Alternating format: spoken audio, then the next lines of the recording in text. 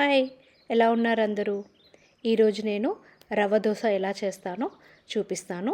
First equal quantities of మైదా ఇంకా rice flour తీసుకోవాలి and కొంచెం ఎక్కువ బొంబాయి రవ్వ తీసుకోవాలి. మూడింటిని మనం ఒక బౌల్లో తీసుకొని మిక్స్ చేయాలి. మిక్స్ చేశాక దీంట్లో వాటర్ పోసి మంచిగా కలుపుకోవాలి. వాటర్ లేకపోతే బటర్ మిల్క్ లేదా half butter milk and half water పోసి కూడా మిక్స్ చేసుకోవచ్చు. కానీ ఈరోజు నేను మొత్తం వాటర్తోనే చేస్తున్నాను. సో వాటర్ పోసాక లంప్స్ లేకుండా మంచిగా మిక్స్ చేసుకోవాలి బ్యాటర్ని.